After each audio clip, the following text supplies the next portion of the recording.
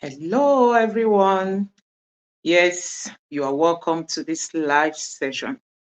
So, guys, we all know that the Supreme Court handed its judgment, its final ruling to Nigerians yesterday, and Dr. Ita wasn't available that yesterday to analyze and share his own thoughts on the final ruling, but we're able to do that today. So, before I dive into what he said about the final ruling. We all know that whether we like it or not, the Supreme Court has its final say, on any matter, especially on matters like that of the election.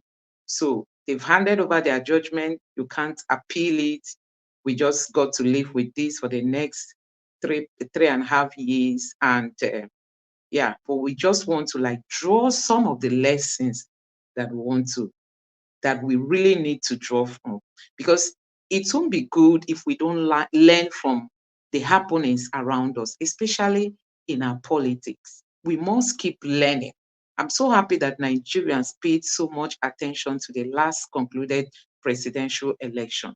Most Nigerians, especially the Nigerian youths, saw the need for them to participate. Although their expectations weren't met, we all saw what happened. But I tell you, it is really a new beginning, a new dawn for the Nigerian people, because I believe that with what happened during this election, we are hoping that Nigeria will be fixed, because the youths have risen up. They really want to ensure a new Nigeria is better. So, but let me allow you look at this post that I have here. This coming from Festus Keyamo, and he was saying that that there are a set of people who want everybody to accept their own view before they will know that that view is, you must accept what they believe. So he posted this post. He was trying to, he was trying to say that, so this is the overall view of what is happening. We have a set of people who believe in the absolute rightness of their own idea, the infallibility of their own position, and the fact that all institutions of the state must accept their own views before these institutions can be seen as credible. In other words, they want to be the executive, the legislature, and the judiciary, and even independent institutions like INEC, all in one. So he posted this tweet. I don't want to read further, but you can see it from your own end. He posted this tweet trying to say that there is this group of persons, who want only their own view to be accepted. So he's trying to say that Peter Obi's supporters, they just want people to believe in what they believe. Just because these people, they don't even try to sit down, put their own self-interest, by the side, and try to check if what is happening in our country is supposed to be happening in the first instance. So many Nigerians reacted because people didn't like this thing, looking at Festus from where he's coming from. And like this person was saying that the current president was born in these two different years, respectively, 1952 and 1954. So they are asking Festus Keyamo, okay, you want us to accept this? Is this what you want us to accept from the Supreme Court? Because these were some of the things that Nigerians expected the Supreme Court to have really looked into, especially when it comes to the area of forgery and the CSU and all that. People wanted the Supreme Court to pay close attention, at least, if not for any other thing, to data those that want to forge certificates in the future.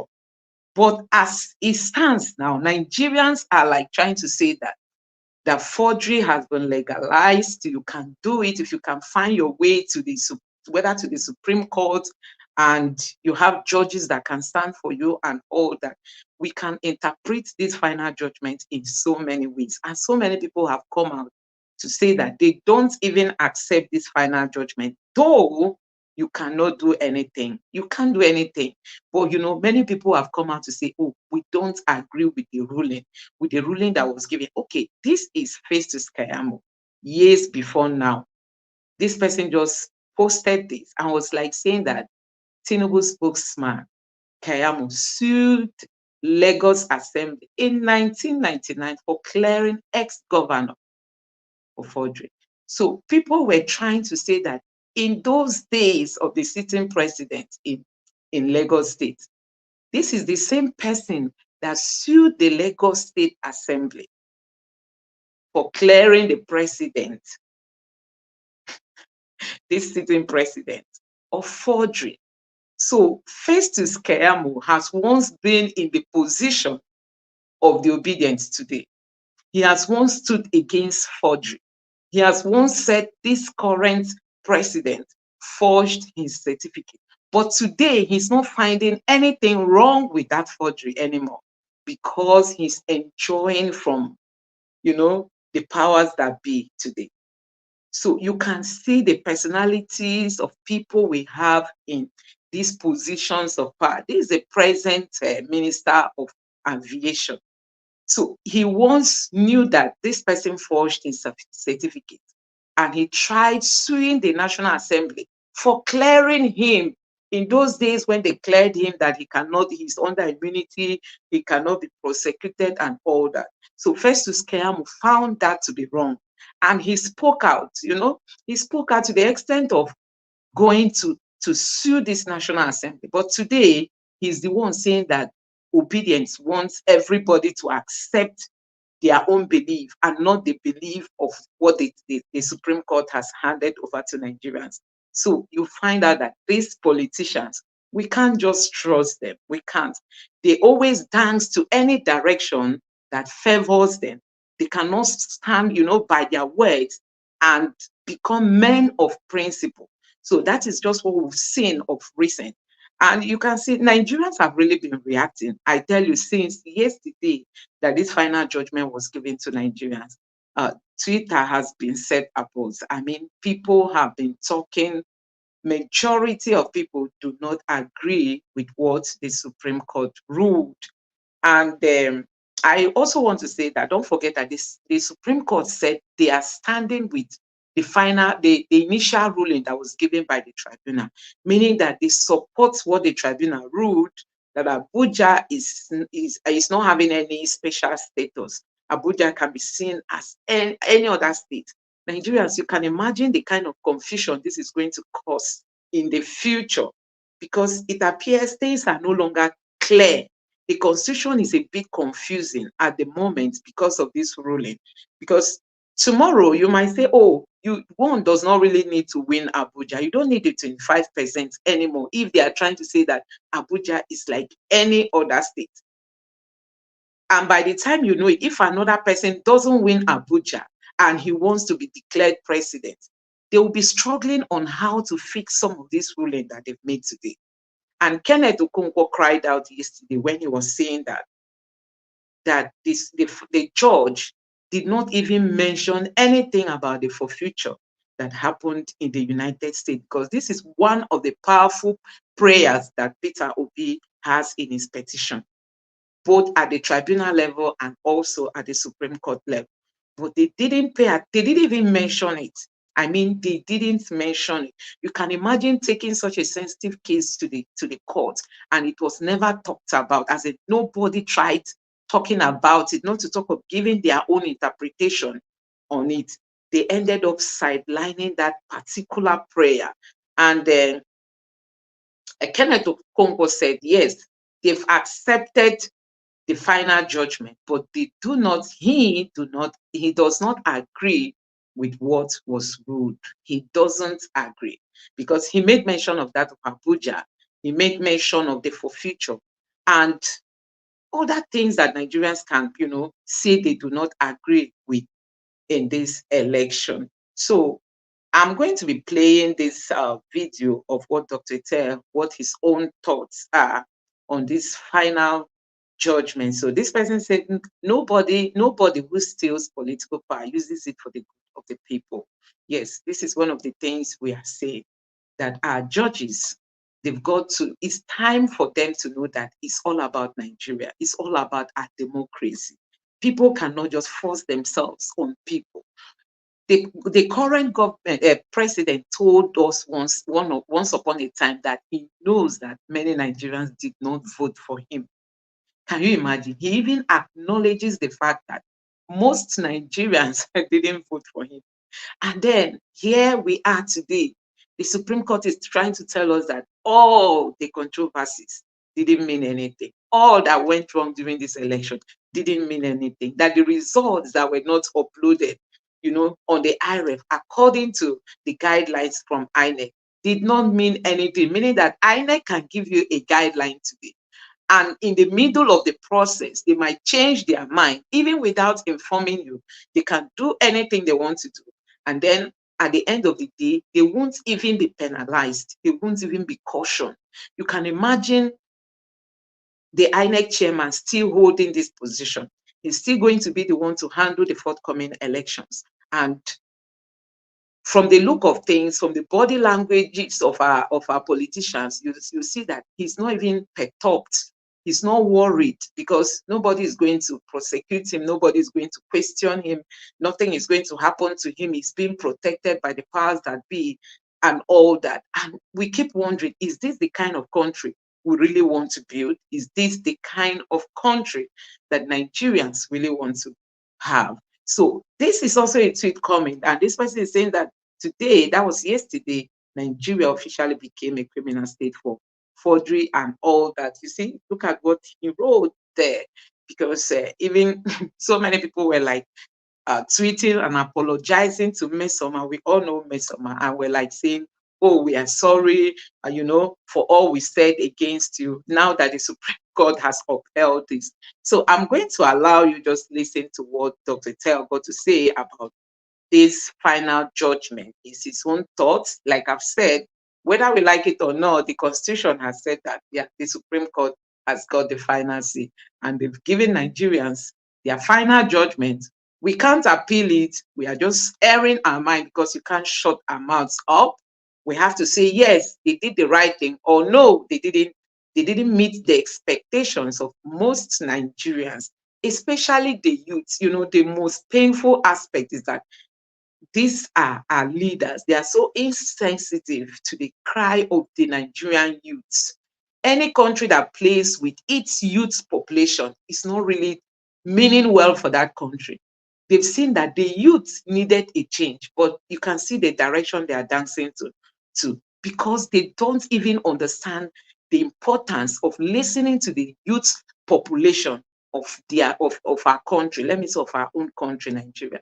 So on the Twitter, the Nigerian youth are expressing their anger, they are expressing their dissatisfaction, they are also like expressing their frustration that we are living in a country where our judiciary is not seen to stand with the people and stand with our constitution and stand for the right and defend the people without fear of any kind of pressure or molestation from the powers that be. So let me just allow this video play, and so that you listen to the thoughts. Good day, Nigerians, wherever you are and wherever you're listening in from and joining us this wonderful moment. Yesterday, we received an unsurprising outcome from the Supreme Court. Unsurprising because everything, the body language, the programming of themselves, the way they gathered the system, and the means with which they did what they did suggests that it would have been a surprise if something justifiable had happened. It would have been surprising if justice had occurred yesterday. So when justice was murdered yesterday, when democracy was hung yesterday on the cross, Nigerians were not surprised. We were indeed not surprised. However, it did not come without consequences. And that is beyond whether they did what they should have done, beyond whether the Supreme Court compromised themselves, beyond whether they double spoke, having said what was the law in the other precedent cases and decided to say what is not law in order to protect and to, endorse their person. It came with consequences. Like they say, election have consequences. Now, so what are we trying to say here today? We are here to analyze the consequences, the implications, and the other aspects that, despite what they did yesterday, could not cover. They thought they have succeeded in making someone a president. Well, it is not just about making someone a president. It's all about, if you've made the person a president, and so what? What does that portend? What would that bring? What have you ended up doing? What is the consequences of what these men have done to themselves as human beings, to their profession, to the legal profession, to the judiciary? What is the implications of this to Nigeria in terms of our economy, in terms of our bilateral relationship with other nations? What of the perception that other countries have about us? These are the consequences. Now, today we are going to be delving into many areas. First, part of the things we're going to bring to us this afternoon.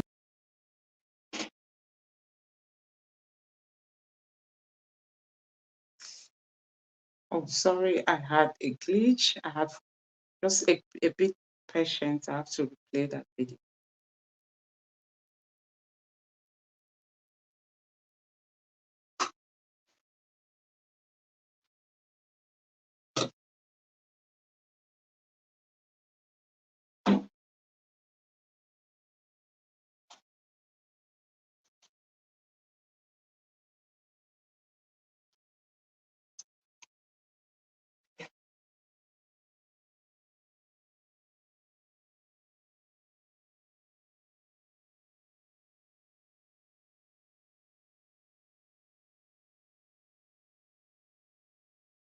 So guys, sorry, I have a glitch here with my system. I'm trying to restore the video. So just a little bit of your patience is going to help. But guys, I really want to say that this election that we just had was highly contested. And even up to today, we've not still had that Good day, finality of it. Nigerians, wherever you are.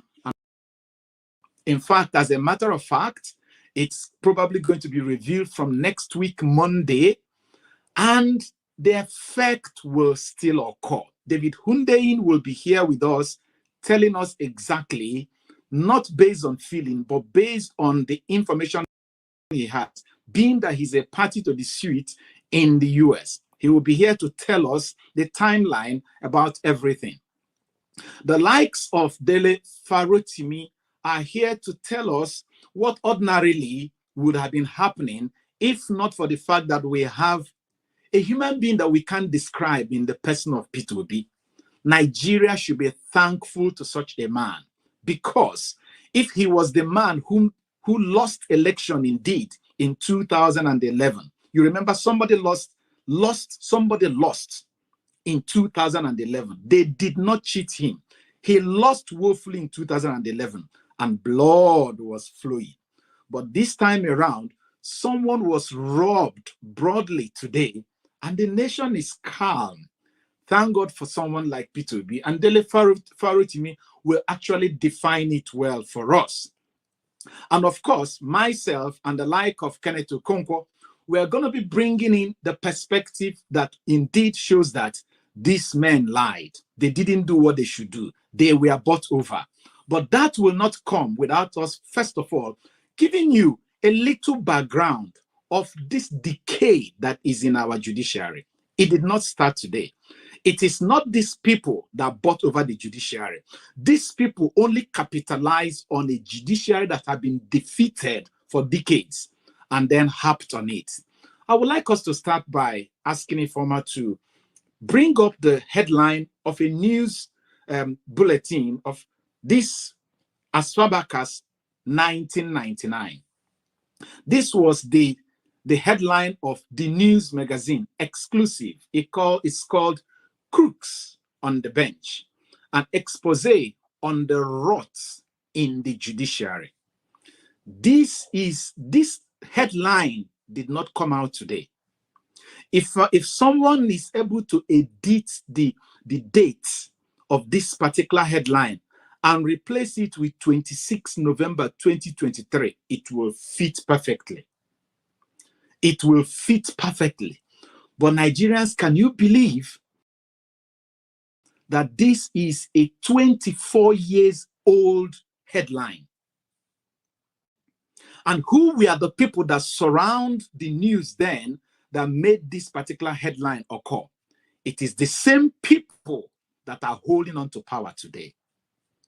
It was the outcome of the struggle by Gani Fawemi in the case of yours truly, the same person we are talking about today, and how the system was able to manipulate the judiciary. That is what we are suffering. And how do I mean? As far back as then, the case of this forgery we are talking about got to the Supreme Court of the Federal Republic of Nigeria. Remember our topic today, part of our topic says how the judiciary has been undermining democracy in Nigeria. Gani Fawemi fought up to the Supreme Court alongside Festus Keyamo. Festus Keyamo was one of the lawyers then that was fighting for this. And all of us were hailing Festus Keyamo during that period. And what happened? The Supreme Court ruled. They ruled with their subtle ruling. Subtle in the sense that they were not here or there. And how did they rule? The Supreme Court ruled that this issue of forgery should be thoroughly investigated. And they mandated the police to investigate it. Howbeit, there was a clause there. They say when the police find the time. And so since then till now, the police has not found the time. The Supreme Court has not had any reason to ask the police, why haven't you people investigated this case?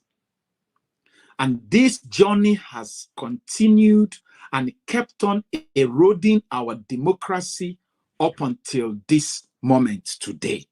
And what happened is that it has so magnified itself that the fingers of this evil happen to have been holding every facet of our democracy today. If only the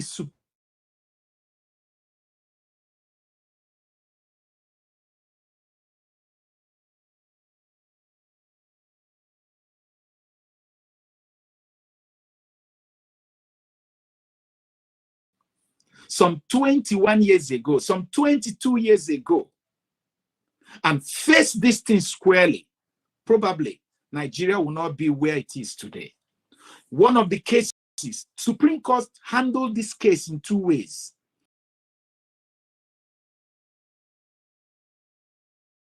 Number one way is that the Supreme Court said the case of this same person should not be investigated further because he's now under immunity as a governor.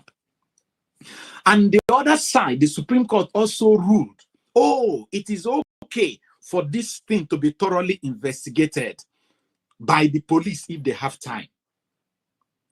Can't you see the giving a lifeline to the person, giving a lifeline to this seed to nurture, and the seed has nurtured, grown, blossomed, bared fruit, and it is all over.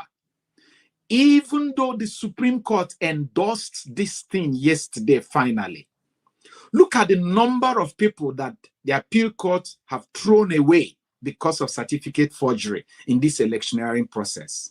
Need I tell us, Nigerians, that all those people did it because the big man can succeed with it? That's why they are doing it. That is why it's so rampant. Okay, but let's move on further. If you backtrack to 1993, 1993 happens to be 30 years today. It was the judiciary that truncated our democracy. The judiciary. People bought over the judiciary. And while NEC, National Electoral Commission then, under Professor Nwosu, was calling out the result, which over Tofa. Midway, they stopped the counting of and the announcing of the results. A high court judge truncated our democracy. And that was how the military continued in power from 1993 to 1999, 29th May 1999. We managed to wriggle out of it and started our democratic journey again in 1999. 20 men again swooped into the democracy with their forgery, with their lies. The like of Ganifa Wemi started the journey of seeing how we can clean up our democracy. Evan Enwerem went under because of forgery, where there is inconsistency in whether his name is Evan or Evans. Salisu Buhari went down. That was Senate President gone. Speaker for the House of Representatives gone. But the man who was sitting using the cover of immunity as a governor remained. And he remained and have now, transmuted himself from a governor undercover to a president because of what? The judiciary enabled it. The judiciary kept on creating an escape route. The judiciary keep making it comfortable for such people, for such a person to survive till today. Despite all we saw from Chicago State University, despite the explicit truth, I am glad that the judges, they admitted, but they now begin to go technical. Oh, Chicago State University finally did not write to say they didn't write another letter, aside from the one that is on the deposition. Oh, there is a certain kind of signature or stamp they did not. Can you imagine how this man ruled? But I am happy. I am happy because what they ended up doing yesterday is to say the issue of this forgery is not a concluded matter. They still left it open for anybody who have the ability to keep pushing for it, even though by reason of the fact that this person is now a president, immunity covers him. But there are other ways, which you're going to see today. But then we continued again on how the judiciary have been undermining our democracy. You remember the name James O. Ibori? James O. Ibori, somebody went to court to challenge that James O. Ibori is not fit to be a governor. Why? Because he has been imprisoned in the UK for a crime. And our Supreme Court, the case got to the Supreme Court. Our Supreme Court ruled that they don't know whether the Ibori is the non-affair that is the governor or another one. Can you hear that? And that was how that person eventually governed Delta State, an economy that is bigger than Togo, an economy that is bigger than Niger Republic. He governed Delta State for 8 years. And whilst he was there for that 8 years, we know how he robbed Delta State dry. It took a UK court when the Nigerian judiciary cleared him of all offense, cleared him of all crime. Even when the issue of his name got cleared, all the money he stole in Nigeria whilst he was a governor, this current national security advisor, who was the EFCC chairman then, Nuhu Ribadu took him to court. The courts in Nigeria, the judges in Nigeria cleared him. They cleared him of all offense. It took the UK courts to find him guilty and imprison him. It took the UK courts. That is to tell us how the judiciary have been undermining our democracy. making it impossible for responsible men to ascend to power. Peter Obi is not president today, not because he did not win, but because he's a good man. Because he does not use thugs, because he does not lie, because he does not buy judges. That is why he's not the president today. Because he will not go to the chambers of the judges and say, how we go do them now? That is why our democracy is working backwards. Because the enablers, the endorsers, the confirmers are the judiciary. And when they hit the gavel, what it means is that it's like they use the nail and pin evil on us as our leaders, and pin bad men on us as our leaders, and say, you people must continue to suffer under these people that you people don't even want to rule you. What the judiciary have been doing is to impose on us men we don't need. And what the judiciary did yesterday is to say, as long as you can grab it and run with it, especially at the level of presidency, nobody can stop you. The office of the presidency in Nigeria is up for grab for anyone who have the highest thugs, who can buy, who have more money to bribe his way, to shoot his way, to fight his way, to grab it, to run for it. That's what the judiciary endorsed yesterday. You know how I know? Please, Ifeoma, can you show me the slides of the Supreme Court statement with respect to 2022 electoral law? This is what the Supreme Court said in May this year, just about 4 months ago, in the case of Oyetola versus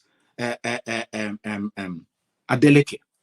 Using the same Electoral Act of 2022, listen to Supreme Court. It says, regulations provide the beavers to be used to scan the completed results in Form EC8A and transmit or upload. This is the Supreme Court talking here. Transmit or upload the scanned copy of the polling unit result to the collation system and INEC result viewing portal, IREV in bracket. This is Supreme Court. Regulation 38 of the regulation reads thus. 38. On completion of the polling units, voting and result procedure, the presiding officer shall means the rest of the things that will happen now are mandatory. Mandatory. 1, electronically transmit or transfer the result of the polling units direct to the collation center as prescribed by the commission. 2, use the beavers to upload a scanned copy of the EC8A to the INEC result viewing portal as prescribed by the commission. 3, take the beavers and the original copy of each of the forms in tamper evident envelope to the registration area or ward collation center officer. In the company of security agents, the polling agents may accompany the presiding officer to the RA/ward collation center. This is what the Supreme Court wrote with their typewriter when they were judging on the issue of Oyetola versus Adeleke in May 2022. But in the case of the presidency, they completely jettisoned it. There's a second file. There's a second file about this again, if you can show me. Good. Regulation 48. An election result shall, let's change it to must, which is the legal term. An election result must only be collated if the collation officer ascertains that the number of accredited voters agree with the number recorded in the beavers and votes scored by political parties on the election result sheet is correct and agrees with the result electronically transmitted or transferred directly from the polling unit as prescribed in these regulations and guidelines. So there are 4 documents, 4 data that a collation officer must use: the physical result, the physical beavers, the transmitted result, and the transmitted accreditation data. The law says the collation officer must only continue if these four things agree. In this election, they did not agree. In this election, it did not happen. But this was the Supreme Court in the case of Oyetola versus Adeleke. So it's like when I say the presidency is up for grab for the highest stealer, for the highest bully, for the highest man, for the man who can bully the more, who can deploy more thugs, who can deploy more money, is because when it gets to the presidency, the Supreme Court does not look at the law. They look at the amount of money. They look at the person. They look at how it will benefit themselves, like making their own sons judges when they are going. That is what they look at. They don't do it when it comes to the issue of governors, because a governor will not promote, will not give them more salary. A governor will not approve of their sons from taking over from them. So you see, they don't care what happens at the level of the presidency, because the man will do a deal with them. So it is not the occupier of Aso Rock today that compromised democracy. They have been there. The only thing he did was that, being a part and parcel of the people who compromised our judiciary, he took advantage of it. He made a big deal with them. So the judgment they give in May is different from the judgment they are giving in October. Look at the appeal court that handled this case. Look at the way they are trashing people that forged certificates. Everything they uphold in trashing those people, they did not even care to consider it in the case of the presidency. What did that tell you? When it comes to the presidency, there is a standard. When it comes to other levels of politics, there is also a standard. That is why we believe that the judiciary is the biggest poison we have in our democracy. Not just this year, but tracing back to 2000 and to 1999. Look at Imo State. Look at the confused thing that the Supreme Court did in Imo State. You used your mouth to say APC did not field any candidate in the 2019 election. Yet, you did not order INEC to make sure that certificate of return is not issued to APC. Instead, you ruled that INEC should issue a certificate of return to APC and withdraw it from PDP that is already in power.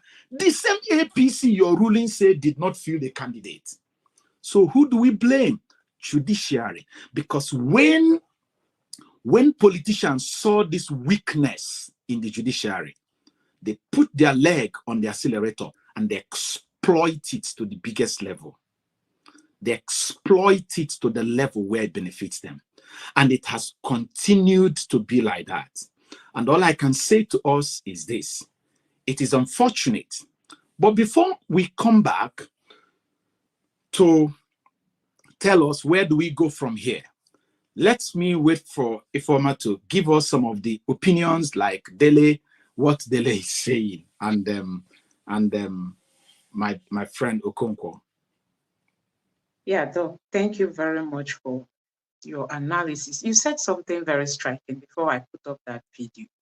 You know, Peter Obi told us that he went to the judiciary, he went to the Supreme Court to regain his mandate, that he has been there several times and he never gave anybody money. Not knowing that he was just considering, you know, a situation that has to do with governorship election. But from what you've said now, it means that that of the presidency is totally different. But Peter Obi was thinking that for the fact that he got victory when he was still contesting that of the governorship election, that it was 100% for these people to, you know, consider the prayers he put forward. So you can imagine the kind of power, the kind of influence, I mean, the level of influence from the presidency on these Supreme Court judges.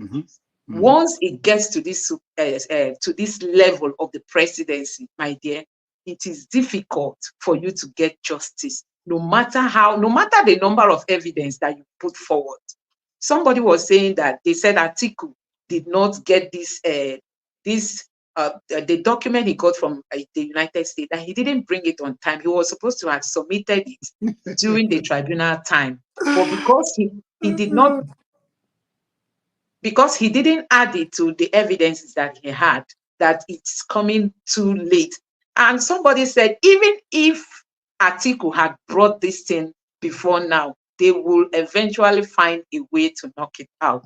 So there is a lot of influence coming from the presidency. And for me, I want to say that it would be a nice thing if Nigerians can agree and ensure that our Electoral Act is amended, especially in the aspect of ensuring that anything that has to do with court process or processes is brought to an end before swearing in. Because whosoever is sworn in and assumes power, have this great influence over the judges, and they will not want to work against whosoever is there. So you can imagine that now forgery is not even a sensitive issue in Nigeria. These judges would have seen this thing to say, oh, if we keep quiet over this, how is the international community, other countries, how would they look at us? They don't even look at the implication of this ruling that they gave.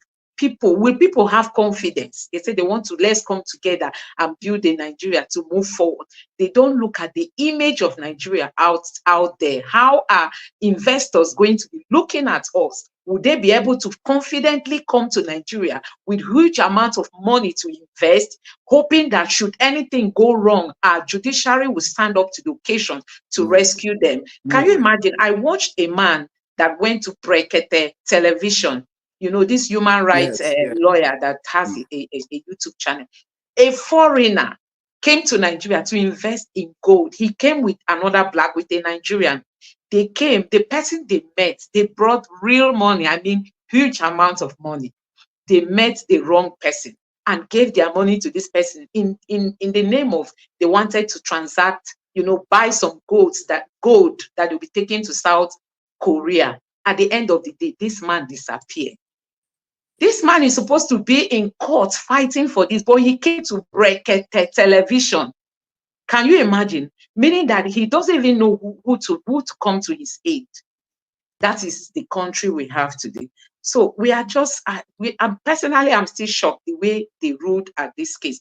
But let me allow us listen to what Mr. Dele Farotimi had got to say about Mr. Peter Obi, because people are saying that, why is Peter Obi quiet? Why is he not going to, why is he not calling for people to come out to protest? Why is it, they are just looking for him to say one thing now, and you see, they will go after him.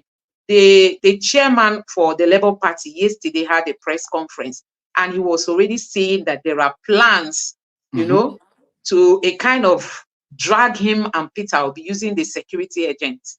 So it is really a very sensitive time for somebody like Peter Obi and also some officials of the Labour Party. They've got to be careful, because we saw how they took power, the ex-EFCC man. They took him in and released him on the eve of the day that this final judgment was to be given.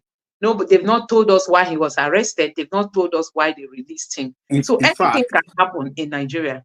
In fact, there was a rumor that, suspending him does not mean that his appointment has been terminated. So, and they couldn't have appointed a new EFCC if he insists that his case will be terminated, will be concluded. So they forced him to resign so they can clear the path for the appointment of a new one. So somebody's saying as that was the deal. Just guy, resign and go. Because let's put it this way. I am one of those people who believe that even the Bauer, the EFCC guy, was not clean. His hands were dirty. But these guys don't care. It's like na turn by turn. Now you don't chop your own, move, let another person come. Nigerians would have loved to see him follow the rule of law and suffer for his and pay the price for his crimes. But you see, at the end, we are the loser. The guy did not pay for his crimes. Any embezzlement, all the crimes he committed whilst in the office is gone. He's released, he's gone back home. he has given them what they want. They have brought in a new person. So at the end of it all, it's na them. Like day before yesterday, the analyst we featured day before yesterday says, all of us common Nigerians were here. All of them, they are together, na them. Judiciary, executive, legislature, the law enforcement agencies, they are together in one corner against us. Emefielu, whether he committed crime or not, Nigerians are interested in seeing him pay for his crime. But they don't even want him to pay for his crime. They just want to inflict pain on them and force them to resign. And they come to the level where they say, now you don't chop your own, make you work at the go. That tells you that the law enforcement agencies are just a tool in their hand. The judiciary is part of their revolving door, and we are just outside. And people who are saying, like, you remember what the likes of Mockery was the nonsense he's talking that P2B can never be president. Who cares? That's not the emphasis here. Martin Luther King Jr. did not become the president of America, but today there are many Martin Luther King Jr. in the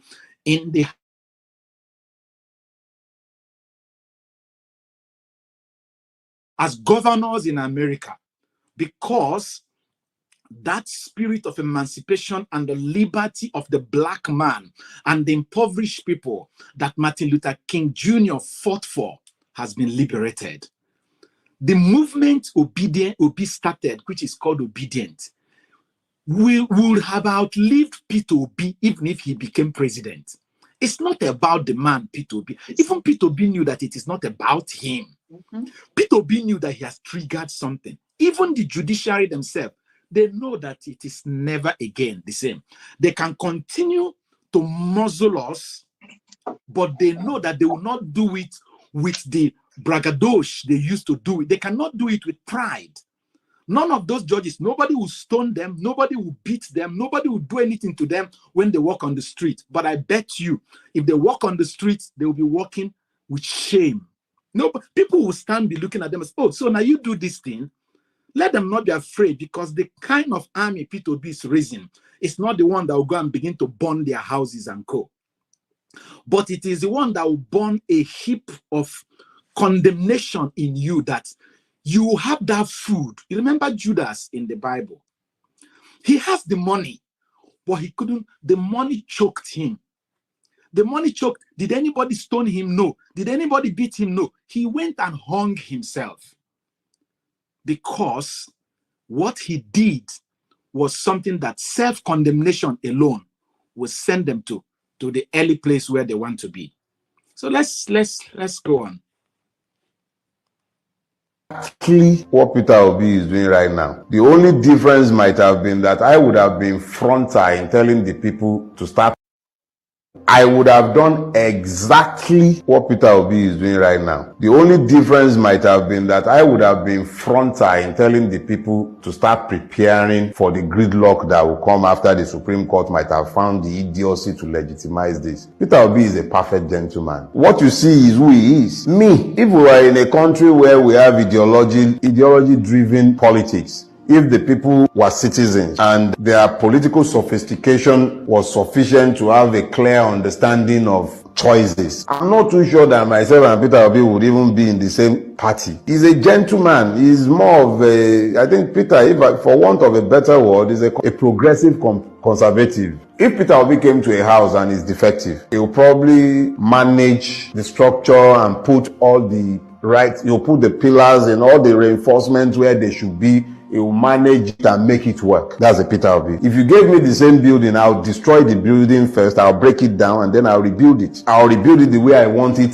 to be. He would manage the building and have it back in service. So our temperaments are not the same. But I am saying it with all emphasis. The strategic objective, the way he has taken his steps, go to court, like they said, avoid inflaming the country as he has done. That's exactly what I would have done. It's just that in my own case, I would have been frontal in telling the people, prepare for when the Supreme Court is done with its charge. That's the difference. Prepare to do what? That's what I've said. There are several options to what will come. But the one thing that is not going to happen is that I would accept a fraudulent pronouncement of the Supreme Court. I wouldn't. I would not. And I would be saying it from day one. I'm frontal about saying it because the issues are clear. But I'm not Peter Obi. And what he's doing right now is exactly what anyone who is not bent on a revolution like me would do. He is more of an evolutionist. He expects to drive the society to get to the point where it can then be turned around. Me, I do not believe that anything good can be done with this system. For me, it's irredeemably bad. But then what do I know? Peter Obi has been a governor. And even within this horrible system, he managed to produce results. Results that people are still pointing at years after he has left office. Results that were the very foundation of the movement that had been built behind him as a totem. So, he must be doing something right within the system that he has to work with. I can't knock what he is doing. That is his own style. Peter Obi is not the man who will tell people to go onto the streets and start protesting unless he himself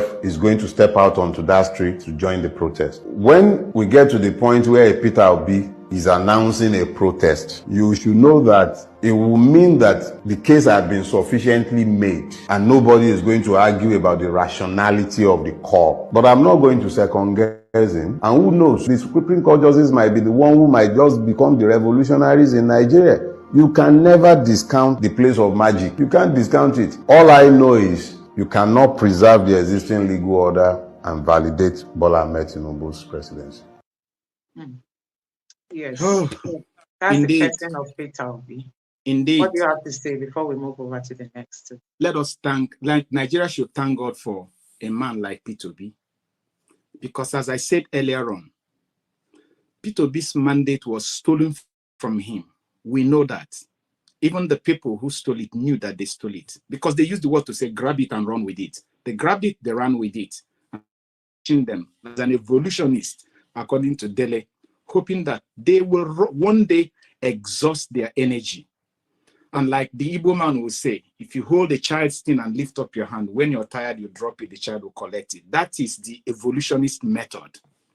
But Dele is trying to say, no, if you hold my tin and you don't want to, I'll grab a stick and break your hand and collect my tin because it is my tin anyway. But we know that in 2011, somebody lost. And he unleashed on Nigeria his boys, his touts, and blood was flowing all over, even without going to court. Blood was flowing. Let's compare the two men. Whom would we rather have? Like Dele is saying, that man again can bully his way into power 4 years after and wrecked Nigeria in 8 years and handed over to the same system that brought him. But thank God for Peter Obi. That is the kind of person we are looking for. And that's the kind of person we have. And hopefully, that's the kind of person that will bring a permanent, long-lasting, stable Nigeria that we are looking for. So I vote for Peter Obi, even without being the president. I vote for his ideology. I vote for his philosophy. And I keep voting him because that is what is permanent and stable. That's what I have to say about that. Let's take the second video that we know. Were you surprised that the Supreme Court affirmed Bola Tinubu as president of Nigeria? Well, one can say that the judgment of the Supreme Court may have clothed his presidency with constitutionality because Section 235 made it clear of the Constitution that the decision of the Supreme Court is final, but it has not clothed his presidency with democracy. Because democracy means the rule of the people, and it means that power must proceed only from the people.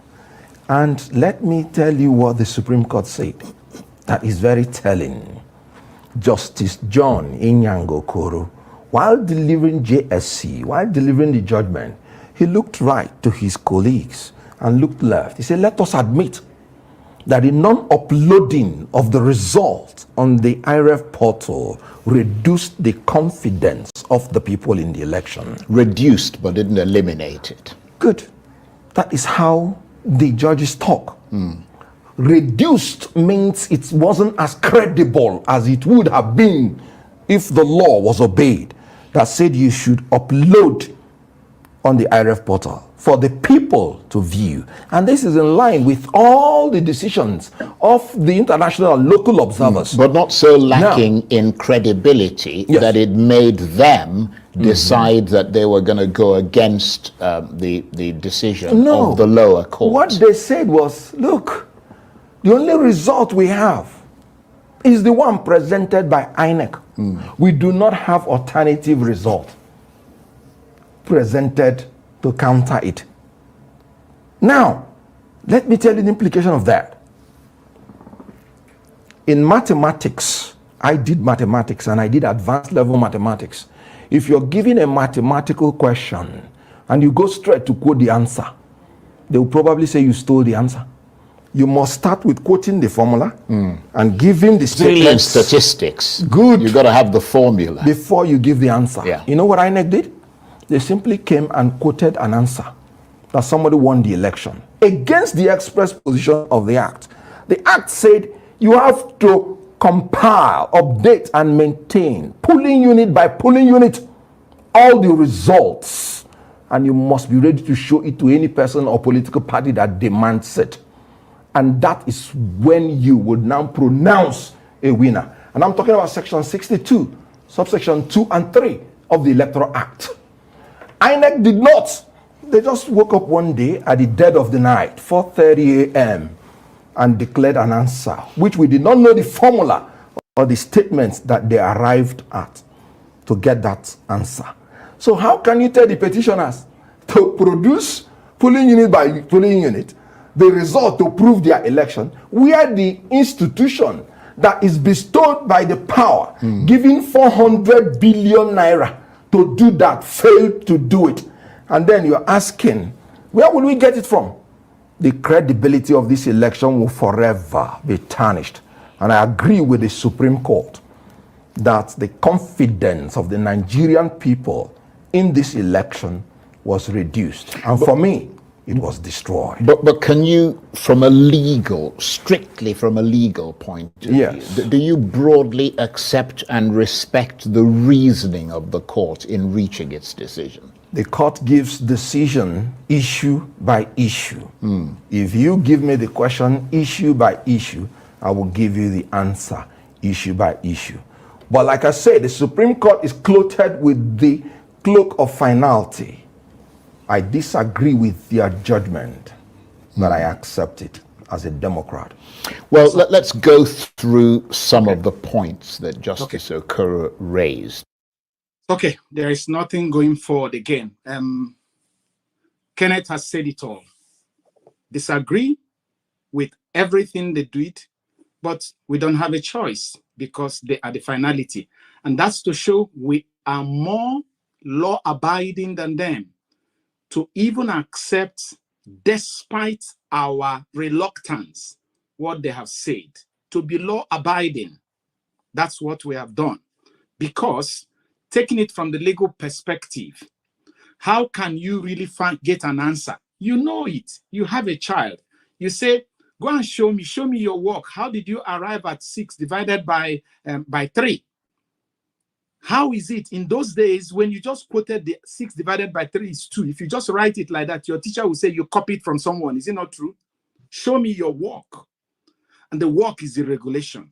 The work is the Electoral Act. The work is, you saw the previous judgment, Oyetola versus Adeleke, that we read here. You saw in that place. The Supreme Court quoted the formula and used the process of the formula to even arrive at the answer. But in the issue of the presidency, they just say, INEC has given me the answer and I must take it. Why?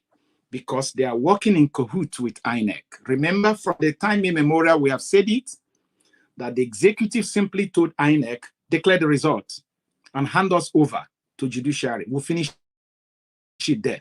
Because the law permitted the INEC chairman to declare result and issue certificate of return, even if he did it in his bathroom or in his toilet.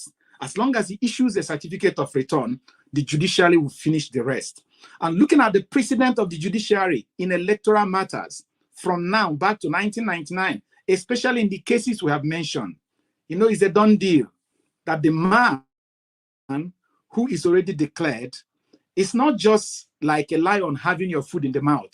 It's like a lion swallowing your food. You have to tear that tummy to bring it out again. It's unfortunate. We disagree, but we are law-abiding. What it means is that in our hearts, we are sitting down, but in our heart, we are standing up saying we disagree. But physically speaking, we are sitting down to accept, hoping that the evolution, according to Dele, the evolution of the kind of P2B's politics will indeed, we don't know how long it's going to take, bring us to where we are going. Because I am still also not going to be the advocate of violence. Violence, let me tell you, may not achieve much. You know why? Violence started Libya. Where is Libya today?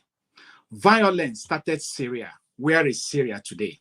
When you see people who are bent on foistering themselves, when you go violently, they will open everything in their arsenal. They will massacre and they will still keep themselves in power. That is it in Syria today. Do you understand what I mean?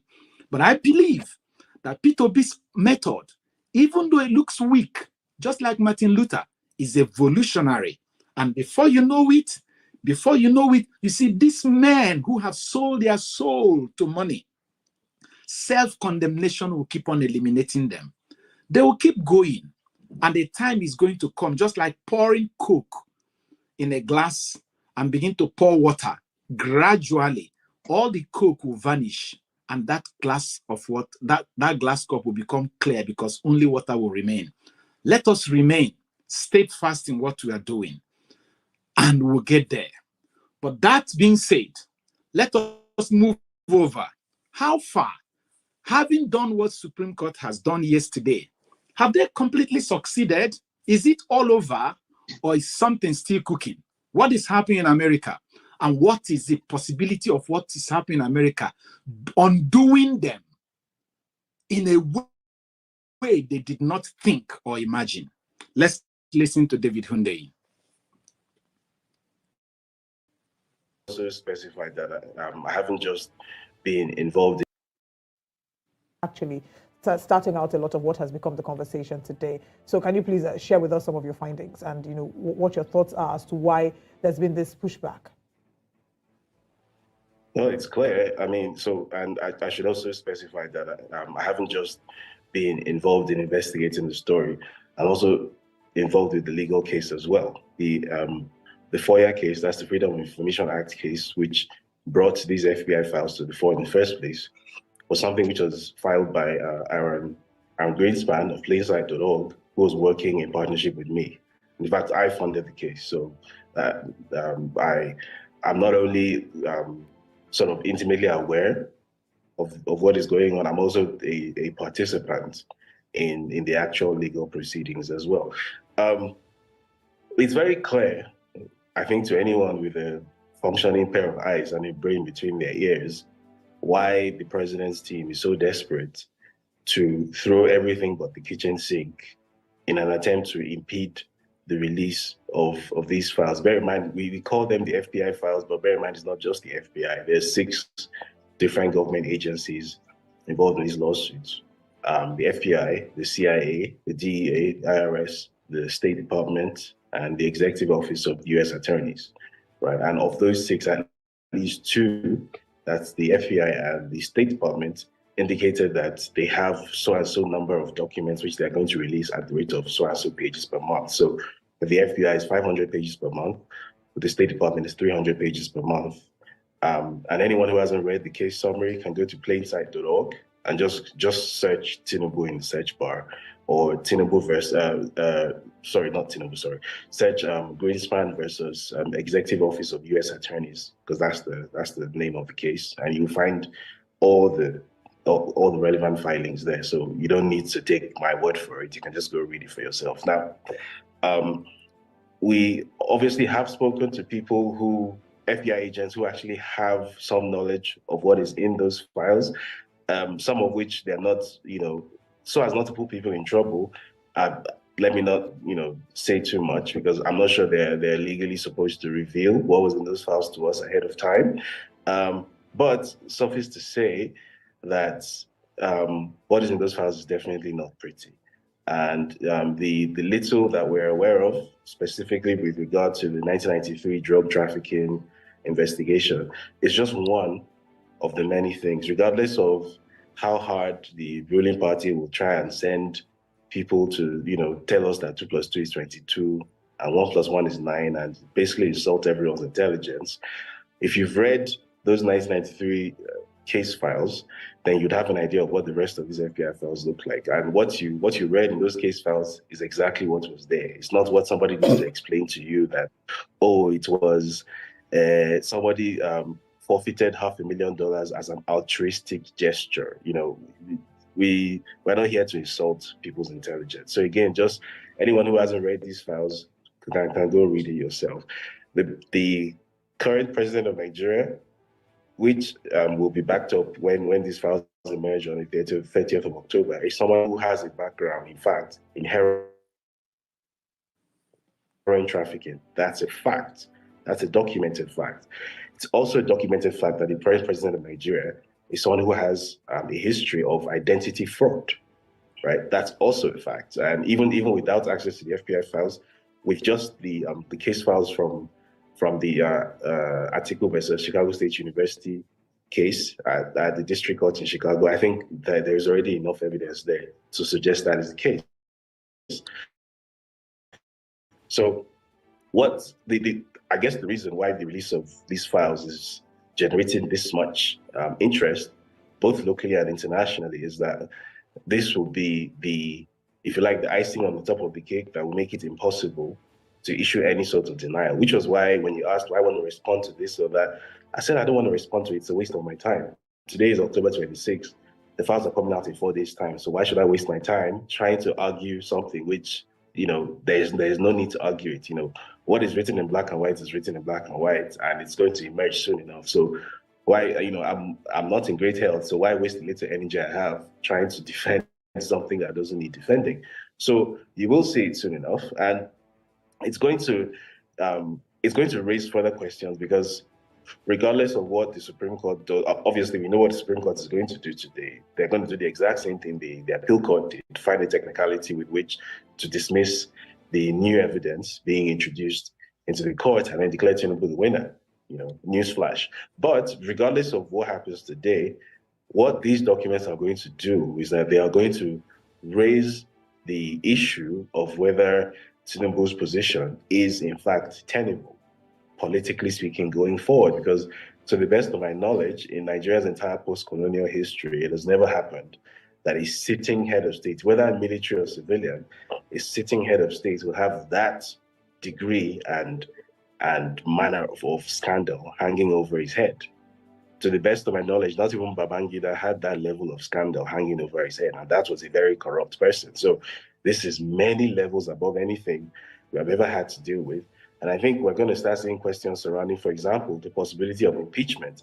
I know under the Nigerian political system, impeaching a sitting president is next to impossible, but these are conversations that are almost inevitably going to arise. They're going to start seeing conversations about prosecution in international courts. So if you recall, something similar to when the former president of Sudan, Omar al-Bashir, when he got to a point when he was actually wanted internationally, he was a subject of an ICC investigation, and he actually couldn't travel freely.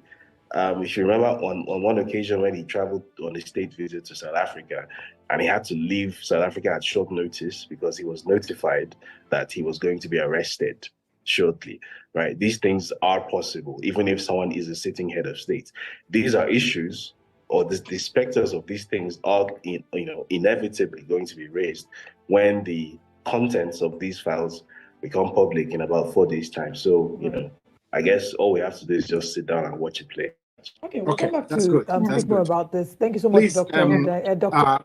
Our credits to News Central for this time they had with David Hundeyin, a clip of which we played. News Central is also one of the news media that is working hard to make Nigeria a possibility. Thank you. So we come back to our video this thing.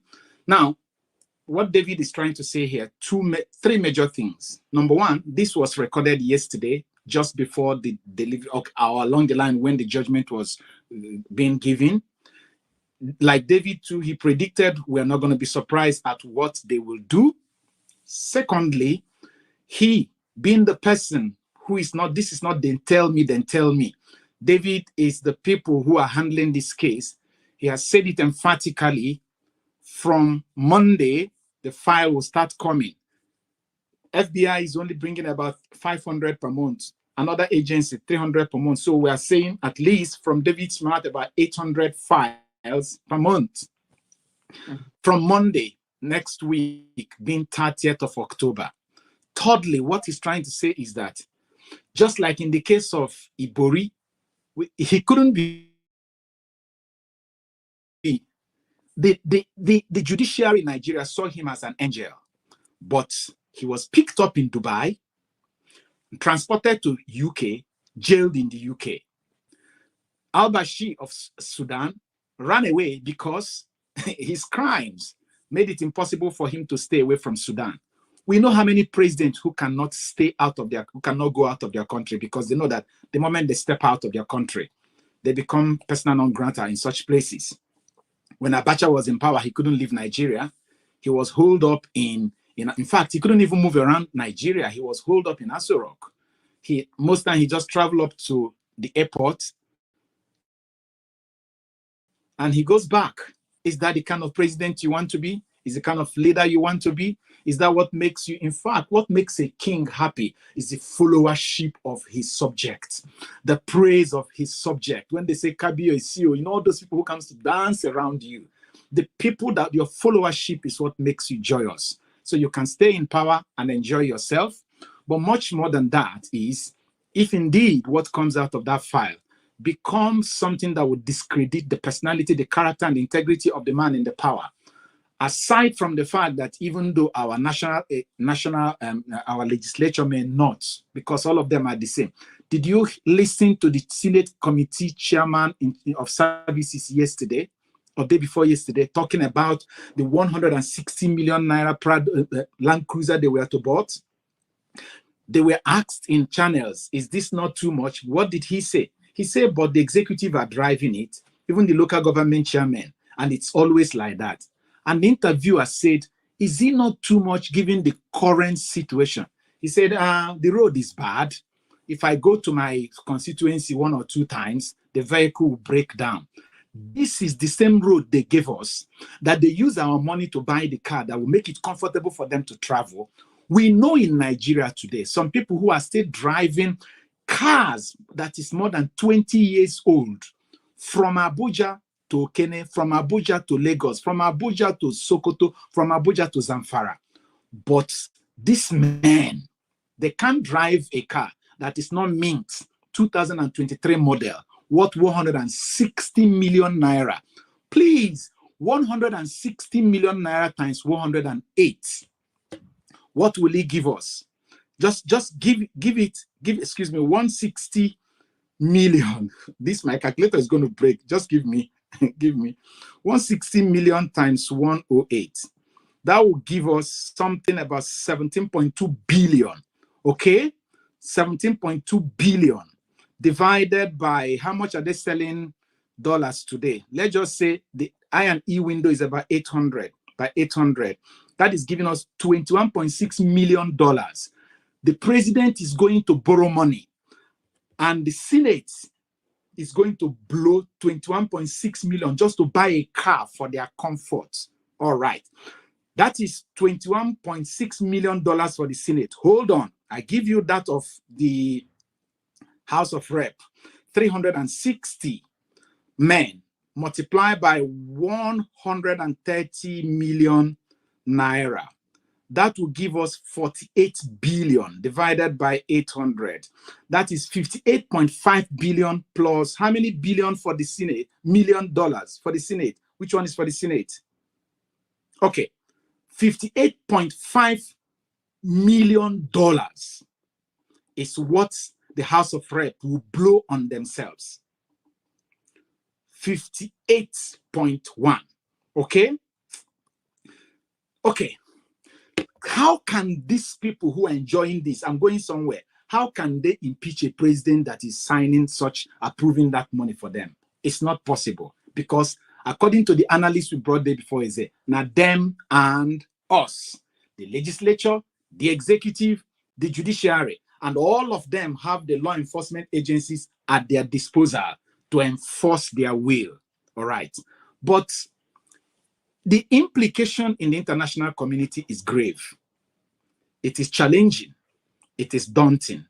Nigeria, pray for us, because if this file comes out and it is as indicting as it will be, more will happen on Nigeria's credibility by reason of the credibility of the person sitting in Aso Rock. I think it's almost 1 hour. We're going to draw it for here now. And when we come back next time, we continue from where we stop. Supreme Court may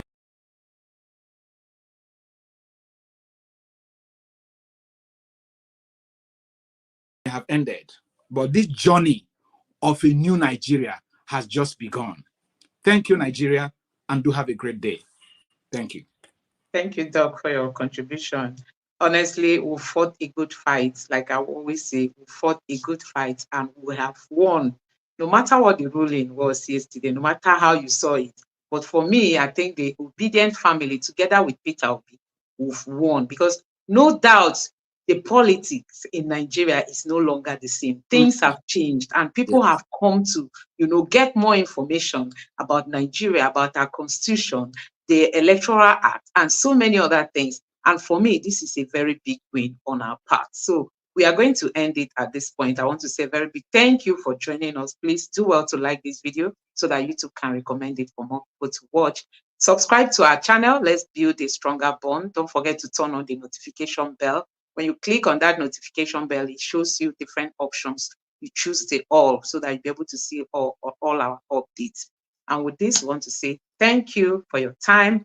And don't forget to also surprise us, give us a super sticker or a super chat. We appreciate that. Thank you for joining us, and God bless you. Doc, thank you for all your contributions. Thank you. Goodbye. Bye. Thanks.